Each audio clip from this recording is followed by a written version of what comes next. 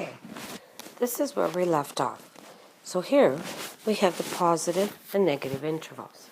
So the positive intervals are going to be, we have to write them out. So if you were asked to write out the positive and negative intervals, you would have to include the chart and then write them out.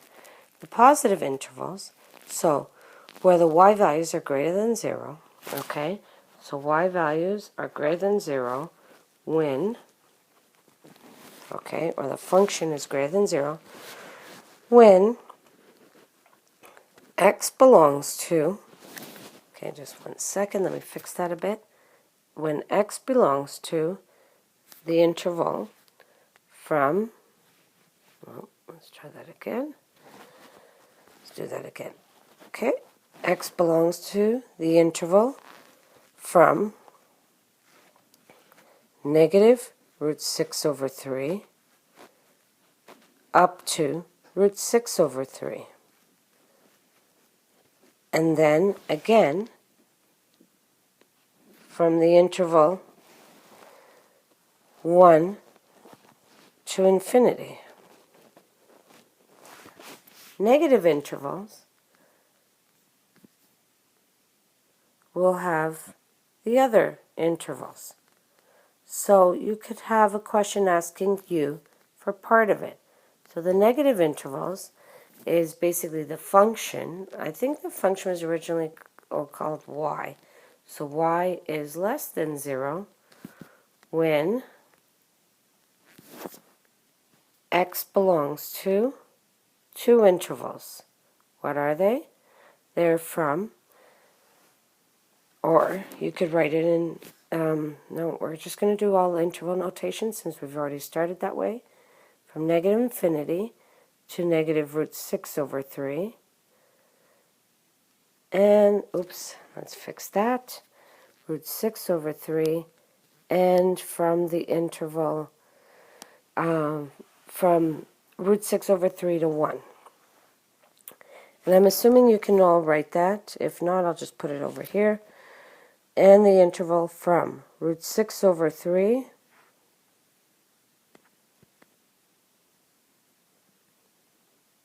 to 1. All right, that's the end of that. Let's continue on with our graph.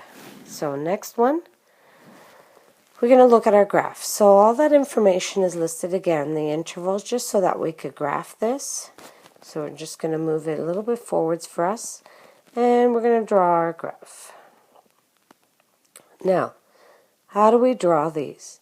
Don't forget, we need the oblique asymptote and the vertical asymptote. So we have a vertical asymptote at 1, and to graph the slant asymptote, the oblique, you start with the y-intercept of 3, okay, and you move the slope up 3, so again, 1, 2, 3, and over 1.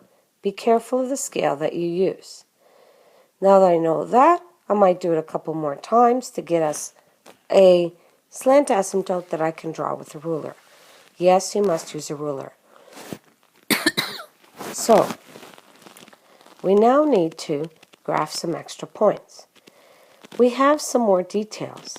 For example, we have the x-intercepts, so they're there, 0.8 on either side, negative and positive, and we have the y-intercept. So that pretty much tells us that our graph is going to look something like this. Okay? On the other side, up at the top, we need, up here, we need to plug points in to find what the graph is doing up here. We're pretty sure the graph is probably going to do another one of those curves on this side of the graph, but we want to prove it. To prove it, the easiest way right now for you to do that is to use a table of values. That's right, folks. Back to a table of values. Whatever the x value is, let's plug in a number. Okay? So we're going to plug in a number. Oh, let's say 1.5. Because when I plug in 1.5 into the equation, I get, funny enough, a decent answer. The other number I'm going to pick is 2. I don't want to pick a number way out here. I want to pick a number that I see on my graph. So this is the only section I see I want to be able to pick numbers in this range right here. So 1.5 and 2, plug them in. 1.5 will give us 9.5. So that can be graphed. 2 will give us 10. And that can be graphed. What can we do with that? I'll give ourselves a little sketch. 2 to 3 points on this section is ample enough points to give us an idea. Well, I just chose 2. That's enough for me to tell me, okay, this graph must be curving again. We don't know exactly where, and I'm not going to worry about where that is exactly right now. What is important right now, though, is to be able to state the what the end behaviors. So all the end behaviors of the graph, the arrows. Another way to describe it is, in this case, these would be the behaviors around the asymptotes. What's happening around the asymptotes? So we need to plug in a number that is pretty close to this asymptote. We're going to pick 0.999. What number is that going to be really close to? Well, remember, it's going to be close to 1, so we need to pick a value close to the asymptote to the left of it. And what do we get? We get a number. The other number we're going to pick is 1.001. So we need to pick a number on either side of that. First number we get something like negative 1,000, very close to that. The other number we're going to get is positive 1,006. The whole goal, though, is to understand that these numbers are getting huge. Because they're getting huge, very close to that asymptote, you can pretty much predict the end behavior. Or the behavior around the asymptote. And that's this right here.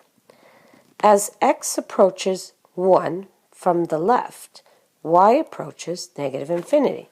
You can see that here.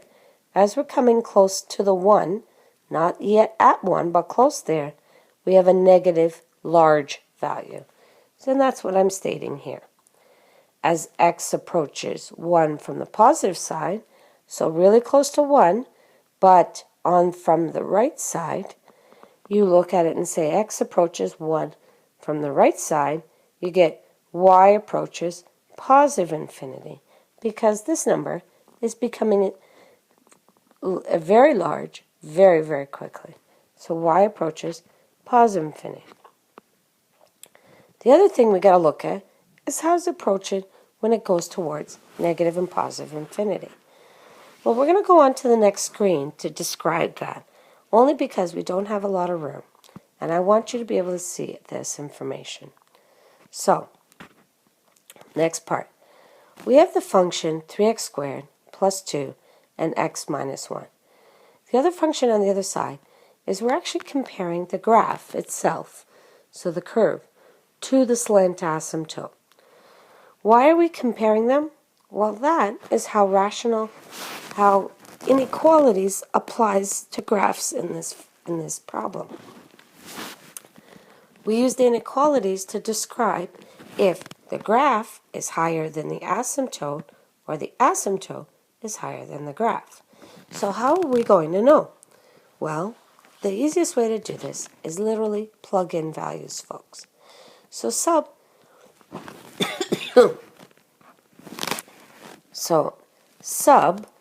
x equals negative 1,000. This is what you're going to substitute. So you substitute x equals negative 1,000, and what do you get? You get negative 2,997 on subbing into the oblique asymptote, and I sub in x equals negative 1,000 on this side, and I get negative 2,997.01. So really close. But wait a minute. Which number is higher? Which part of the graph is higher? Folks, if you know your negative numbers and number lines, you'll note that the oblique asymptote is actually higher than the actual function. So I'm going to show you that on the graph. So I'm going to flip back to the graph for a second and come back to this particular one. So there's the other one, and there's the information, but we're going to come back to it in just a second. All right, just a minute. Let's move back to this where we were. So we just did this. We just determined this. I'm going to enter a stop, and we're going to go back to the graph for a second. So this is saying when x is a large negative number, the asymptote is higher than the actual function. Let's check the graph. Here it is. This is negative, large negative number. The asymptote is actually higher than the function. So what this function is doing is approaching the asymptote from below. Let's look at the other part. Okay, back to this. What's it doing when we're getting a very large positive number? Let's say positive 1,000. Plug it in. Obviously, on the asymptote, that's the easier one. Then we plug it into the actual function, and we're going to get 3003.001. So what we have here is that the asymptote this time is smaller than the actual graph. So we have this going on. So the asymptote is smaller than the actual graph. So here, we've now been able to, through the use of substitution, determine what's going on with the graph. So as x approaches negative infinity, y approaches the asymptote. So y is approaching the asymptote, but from where, folks? From above or below? Well, remember, it's below, so underneath. Next, as x approaches positive infinity, y approaches the asymptote from above. And that is greatly, this is due to our comparisons here. So this is saying the asymptote is higher than the function, so the function is lower. The function is lower. This one is saying as it's larger positively, the function is higher than the asymptote. And that's what you have the plus for. So above or below. All right, hope this helps, folks. Take care. Have a good night.